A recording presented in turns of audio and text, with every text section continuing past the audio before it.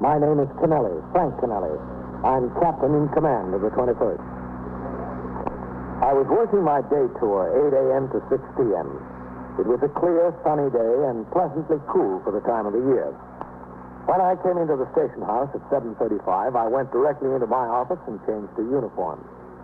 Then I sat down at my desk to go over reports and communications that had piled up since I was last on duty 24 hours before.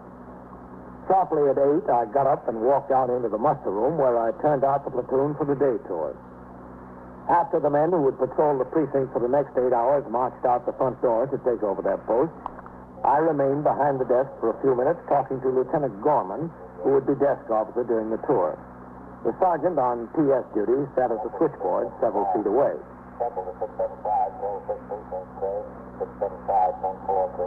What time will you have to be there, Red? The subpoena's at 10 a.m., Captain. I ought to leave here about 9:30. I don't know what they have to subpoena me down to the grand jury for. In that case, anyway. Well, I suppose they want to definitely establish what property he had on his person when he was arrested. Yes, sir.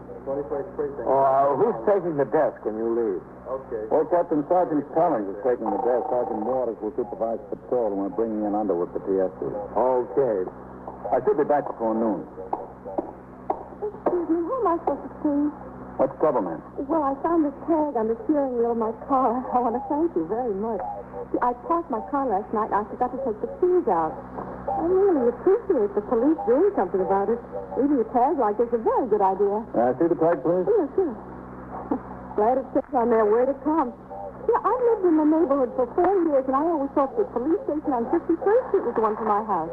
You have the registration for your car? Yeah, I got it right here. Yeah. Oh, sorry, my case. And I'd like to see your operator's license, too, please. Oh, I'll keep them both together on the other side of that traffic thing. Thank you. A wonderful service of the police. Take the keys out of the car and leave a tag like that so that people won't get worried. Would you mind signing your name on this pad, Miss Keeson? Why? I just want to compare the signatures with those in your license for identification. Oh, of course not. I agree with you. You can't be too careful. Yeah. Can't just give the keys to anybody who walks into the police station and asks for them, can you? Oh, you can. Show your keys. Thank you. I'm much obliged to you. This is a real fine service on the part of the police. I appreciate it. And this is for you, too, Miss Keeson. Oh, what's that? It's a summons for you to appear in court next Wednesday morning at 10 a.m. Summons? Well, what? It leaves the motor vehicle standing unattended. 3 minutes for the ignition key in the lock, please. A violation of the administrative code. You mean you're giving me a ticket? That's what you want to call it. Yes, Miss Keeson. Oh, I like that. It's an offense to leave the keys in your car. I just forgot. Well, if you forgot, and someone might have stolen it. If the officer hadn't picked him up first. Well, I think it's a lot of nerve to give me a ticket over something like that. After all, it's my car. If I wanted to leave my keys in it, I could do it, but I didn't want to. I just forgot. You won't forget next time, will you? I don't see why I have to go to the trouble and pay a fine and everything like that. I thought taking the keys out of the car and bringing them to the police station is just a service. It is a service, Miss Keesham. We probably prevented your car from being stolen. I call it anything but a service. You're welcome, Miss Keeson. Well, I thought we'd gained a friend, Captain. You did, until you handed her the summons. From hero to bum in one easy lesson. Or one hard summons. 21st Precinct, Sergeant Collins. Or who's the 124 man on the job this tour? Helen, Captain. Will you tell him to come into my office? The emergency Yes, sir. squad in the way? I've got to send a 49 down to the license division. What about an ambulance? Okay, I'll send him right in, Captain. All right, fine. Oh, Captain, Yes, Sergeant. we got to leave her. Oh, where is this? Well, she hasn't jumped yet, Captain. She's sitting on the ledge of her apartment building outside the window. 781 East 66th Street. Is the emergency squad on the way? Yes, sir. Communications Bureau got the call direct. All right. Have a car come around for me. Yes, sir, Captain. Right away.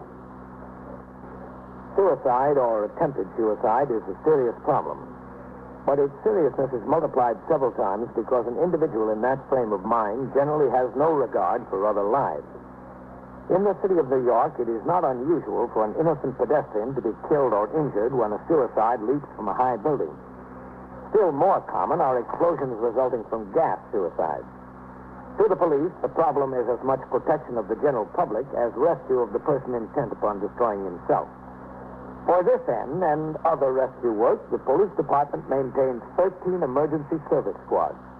Assigned to each of these 13 squads are 3 sergeants and 24 patrolmen, especially trained for the work. Each squad is equipped with 2 radio emergency patrol cars and trucks, all constructed according to specifications. The cars, which carry light rescue equipment, are on constant patrol of the districts to which they are assigned. The 13 trucks garaged throughout the city respond to the scene of an emergency whenever heavier rescue equipment or additional men are needed. When the RMP car, which had picked me up at the station house, arrived in the block, one of the radio emergency patrol cars was already on the job. So were sector cars number 2 and number 5, and the sergeant's car from the 21st. 2 men had been assigned to keep the sidewalk in front of 781 clear, but a crowd of people was beginning to gather across the street. Their eyes were fixed on the 11th floor of the apartment building. I instructed Patrolman Coley, the operator of my car, to pull in.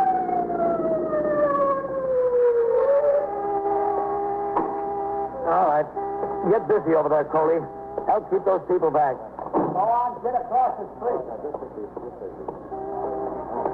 Sergeant. Sergeant Waters. Go on, get across the street. This is no place for you. Get over there. Hello, Captain. How long has she been sitting there, Sergeant? It's 10 after 8, Captain. What floor is that? The 11th. What about LifeNet? I just came downstairs to check and see what's holding up the emergency truck, Captain. We'll get the nets up as soon as they get here. You want to come up? Yeah. Her name is Mrs. Elizabeth Wolsey. The neighbor tells me she's about 50 years old. All right, get on the job over there. Don't let the people walk down this way, will you? Go on. Okay, Captain. Go ahead, Captain. She's a widow.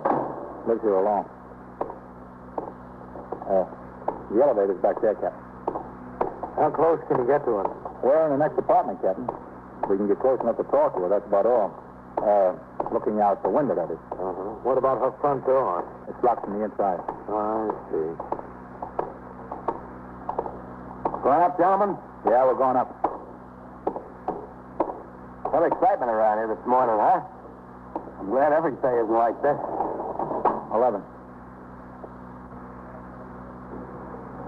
Now, this dame is bugged. I could have told you she was bugged. Plain nuts. She's like a recluse, you know? You mean she never comes out of the apartment? Oh, she comes out all right. She just don't talk to nobody when she does. It takes like a crowbar to get a good morning out of her. Waters, who's on the job up there? Well, Meister was the first man here. Started assault. He's still doing it. I told Lieutenant King. He was out on patrol and responded. He came up. He's talking to us, too. You think they'll be able to talk her back in? You're going to have some job. 11. Who are those men? Some of ours, Captain, and some from the Emergency Service Division. All right, you men, get it down. Just keep it quiet. If you make too much noise out here in the hall, she's liable to hear you and jump. This way, Captain. That's her door, Captain. All right. Keep these men posted here. Yes, sir. As soon as the emergency truck comes, we'll have the men with the bars and axes here to break it down if we have to. Okay. The next door here is Mrs. Westall. That's where we are. We're talking to her through Mrs. Westall's front window. In here. That's Mrs. Westall there. Mrs. Westall. Mrs. Westall, this is Captain Kennelly, commanding officer of 21st Precinct. Oh, how do you do, Captain? This is awful, isn't it? Yes, it is. I'm sorry to have my men going through your apartment. That's all right. I'm glad to do what I can. Poor little thing. I never knew she was so troubled. I never had any idea. You know her very well? No, hardly more than to nod at her. We've been living here 4 years, and she's here longer than that. She's never been in my apartment, and I've never been in hers. I see. Do you think you're going to be able to do something? I mean, it'd be awful if she jumped. Well, we're going to try. You want to take a look, Captain? Yeah. Excuse me, Mrs. Westall. Yes, of course. Now, aren't you getting hungry out there, Mrs. Woodrow? And cold? Now, why don't you come inside and get a nice cup of coffee? Hello, man. Captain. A nice cup of coffee and some hot What about the emergency truck, Sergeant? It's on the way, Lieutenant King. Are you doing any good? Well, I tried. Now Meister's trying again. Kind of hard to get her to answer. Look, you really ought to... How far away is she? It's about 8 feet, Captain. I started to climb out on the ledge of this window once. She said if I came out any farther, she'd jump. Told me not to come out any farther. You think we can string life nets below? I got men down on the 9th floor, Captain. They're there with the manager of the building. They're going in every apartment and opening the windows. They're getting ready for the emergency truck. What do you say? Then you'll be able to get the nets up right away. Yes, sir. As soon as the truck comes. Let's see how he's doing. There's something bothering you. Now, if there's something on your mind, just come on inside and we'll talk it over, huh? I tried that before. No, we'll get it straightened out. Now, look, you've got the whole police department on your side, Mrs. Woolsey. All of us. Now, if you've got any real problems, why, we can even get the commissioner up here. You see, the captain came. The captain came to help you. Well, he's here now. Look, would you like to talk to the captain? Maybe he can help you, huh? All right? Just a second. Captain Millie, I think she'll talk to you. All right. Here's the captain, Mrs. Woolsey. This is the boss, Captain Kennelly. Now, he can solve all your problems for you. Go ahead, Captain. I got your leg. Okay, watch it, Captain. You better hold on. I'm all right. Mrs. Woolsey, this is the captain, the boss of the whole precinct. How do you do, Miss Woolsey? Sorry to cause you all this trouble, Captain. That's all I wanted to tell you. Well, why don't you come inside and we'll talk about it? No, I've got to jump. I don't care to live anymore. There's just nothing left, that's all. I just don't care to live anymore. Well, I don't think there's any problem that can't be straightened out. Not mine. I just don't know what to do about mine. What's that? More policemen? Yes, I think so. There's so much trouble and such a problem. I just have to jump. If I jump, I won't be any more of a problem. Well, that's not so. It might be a worse problem for many people. No, I'm going to jump. Goodbye.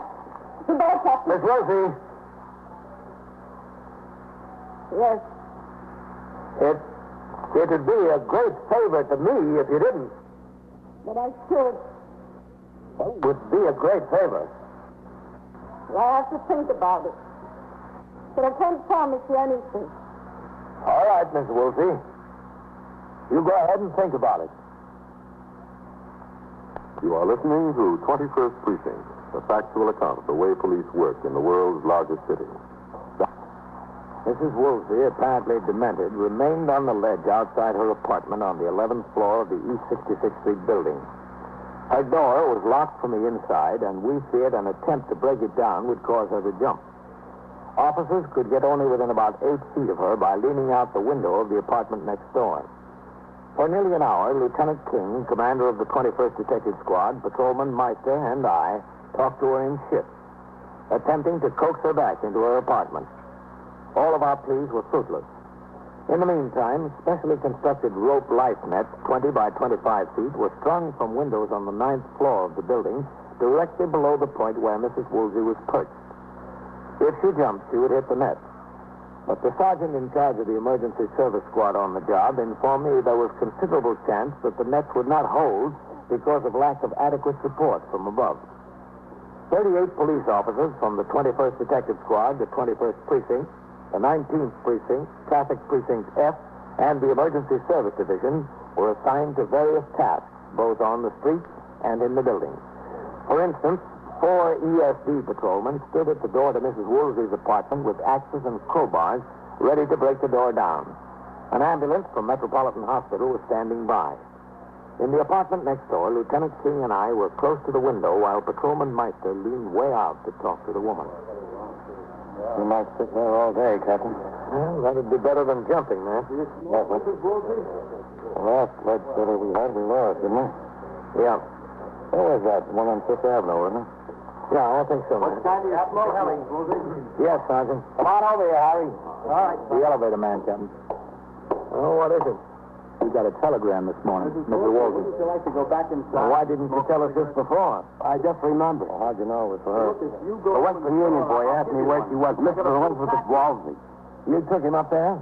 Yes, sure. I took him up. Well, it'd be kind of hard to light sitting out there. Get one of my men on the job. Let him take Western Union. Yeah, that's a good idea, Matt. You can try. Sergeant, grab hold of Meister's legs here, will you? Yes, sir. You better get back to the elevator, Harry. Okay, yeah, I'm I going. think it'd be a I'll good get someone idea. right on it, Captain. Righty. Stay there. I want to talk to you. This is getting to be a rough one, Captain. Yep. Who? She wants to talk to somebody else, I think. Yeah, he's right here, Mrs. Woolsey. Do you want him to come out? All right, now you stay there. I'll get him to come right out. Now you stay there. Just don't move. That's right. wants to talk to you, Captain. Okay. He's coming out, Mrs. Woolsey. I got you, Captain. Go ahead. You want to talk to me, Mr. Woolsey? I got tired talking to him. Well, why don't you go back inside and you can talk to all of us? I really don't want to go back inside. I really want to jump. That's all I want to do is jump, but I'm scared. I want to die, but I'm scared. Well, that's a good sign that you're scared. Something to be ashamed of. Nobody that wants me. Nobody that needs me. It wouldn't make any difference to anyone. No one at all. It would make a difference to you, wouldn't it? No. Wouldn't even make any difference to me. I'm going to jump. I think I'm going to jump right now. Right now. Now, wait a minute, Miss Woolsey. I'm wasting your time. I'm wasting everybody's time. I'm just making a fool out of myself. I'm throwing you to plain school right now. Goodbye, Captain. Thank you. Who was that telegram from, Mrs. Woolsey? A telegram. The one you got this morning. You know everything, don't you? You know, I got the telegram, you know, enough to put those ropes down there. If a person wants to do away with themselves, you should just let them go ahead and do it. I don't see what business it is of the police anyway. Well, we were only trying to help you. You're not trying to help me. Trying to keep me from doing what I want to do. That's not helping. How did you know I got a telegram? Oh, the detectives found it out. How did they find it out? Well, that's their job to find out things. Oh, that's right, I forgot. Who is it from? No, I'm not going to tell you that. I don't have to tell you that. It's none of your business. Oh, all right, if that's the way you feel about it. It's from my son, Ernest. Oh? I don't know why you're making such a fuss about it, because they'll be dead. The whole thing will be all over. What are all those people doing down there? If they leave someone alone, don't they have any respect for someone's privacy? It's a shame the way they make a spectacle out of themselves, isn't it? Yes, it is. Standing on the street like they're just making a spectacle of themselves. My son isn't coming here. Isn't he? No. That's what he said in his telegram. Oh, I see. He lives in California, you know. Oh, yes. Haven't seen him 4 years. He wanted me to come out to California. I would have gone too, except that I'm afraid to fly. I don't like the trains either. I just can't ride on a train. I get very sick riding on trains. Sick of it not being in an airplane. I guess only I've never been in one. Is anything like this looking down now? This isn't so bad. Looking down's really very nice. Well, an airplane's a little bit more comfortable, I think, Mrs. Woolsey. I couldn't fly. I just couldn't fly. Look at smoke coming out of the chimneys over there. They ought to do something about that because it ruins my curtains. You know how much heat there is in my curtains all the time. Well, I'd like to see those curtains, Miss Woolsey. My wife complains about a lot of soot on hers, too. Just can't. Well, why don't you open up the door and let me look at them? No, I couldn't do that. I'm going to jump. It's 4 years since you've seen your son. Is that right? Yes. How did you know? Well, tell me the detective found that out, too. He was in Washington. He was coming to New York to see me. Expected to see me, but he said he couldn't. Got to fly back to California to hurry. Telegram said if he could come, he'd telephone from the airport, but he won't come. He's not going to. The police can make a lot of money. Not very much, no. How much? Well, why don't you go back inside, Miss Woolsey? We can sit down and have a nice long talk about this and the soot and everything else. No, tell me how much you make. I'd like to know. Well, Captain makes $6,800. Is that all? Not very much, is it? Oh, it's all right. How much does he make? Well, who's that, Miss Woolsey? Policeman, the one that was just talking to me. Oh, Patrolman Meister? I don't know what his name is. I guess so. How much does he make? Well... No, don't you tell me. I'd like him to tell me himself. Oh, I can tell you. Well, you might lie to me. I want him to tell me. I'd like him to tell me. All right. Meister. Tell me the truth now. He wants to talk to you. All right, Mrs. Woolsey. I'm here. What is it you want, Mrs. Woolsey? I got you, Meister. Go on. Have any luck with her, Captain? No, she talks about everything but going in. We're working on that telegram, Captain. Yeah, it's from her son. Oh, was it? Did he tell you that? Yeah. He was supposed to come visit her, and he can't make it. No. You handling there, Sergeant? Yes, sir. I got a good hold on him. Do you think that's the reason she went out on the ledge, Captain? Well, it could be, man. She said she hasn't seen him in 4 years. He was supposed to come visit her today. And the telegram said he couldn't. But he tried to let her down lightly. He said if he could make it, he'd call her from the airport. Uh-huh. I think I've got an idea, man. What, Captain? Whose apartment is this? Mrs. Westall. Oh, yeah. Miss Westall. What's the idea? You, Captain? Well, maybe, yeah. That's good. Can I see your telephone book? Yes, it's right here. I keep it in the cabinet. Right here, Captain. You don't happen to have Mrs. Woolsey's telephone number, do you? No, I don't. Good idea, Captain. You might have it. Maybe.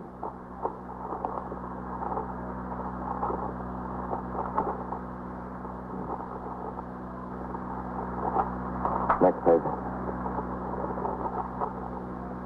Yeah, there it is. Butterfield 81598. What do you need a phone number for? Well, we don't have time to explain it now, Mr. Westall, but can we use your phone in a minute?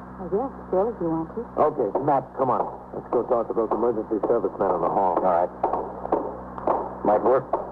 Well, something's got to.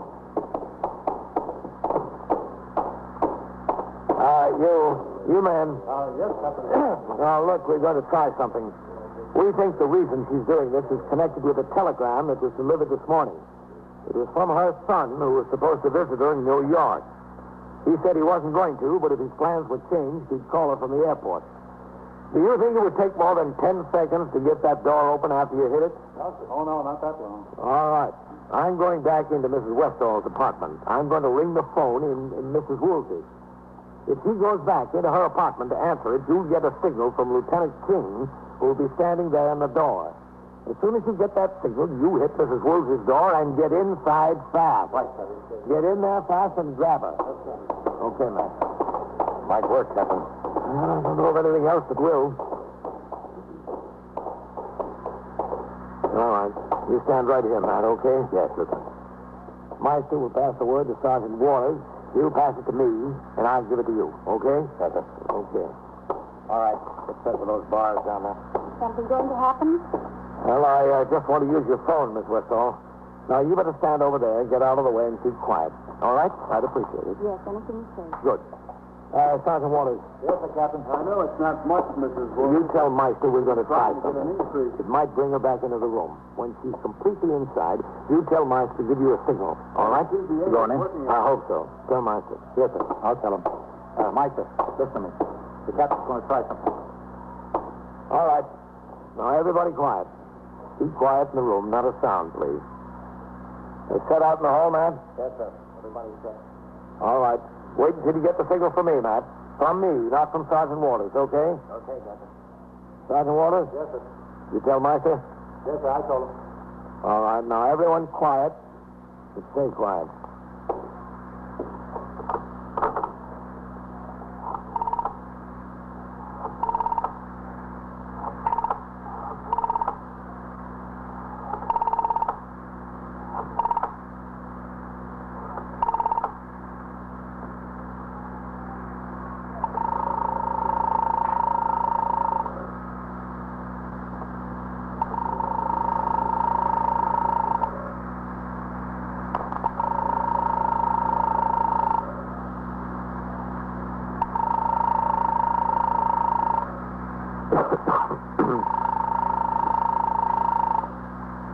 Meister thinks he's going to try. Hold it, Matt. Not yet.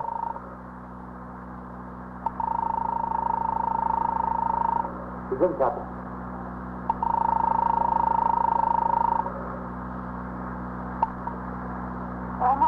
Okay, Matt, hit it. All right, Captain, hit the door.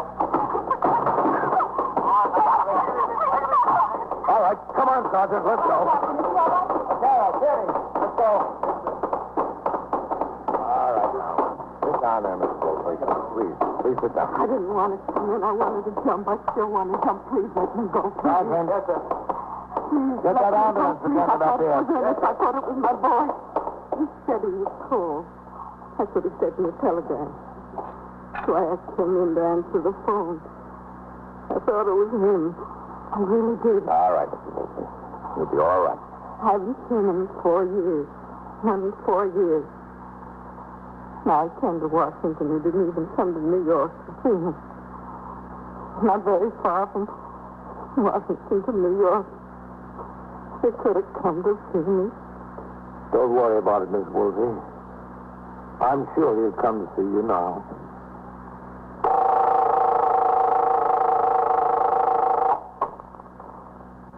21st Precinct, Sergeant Waters.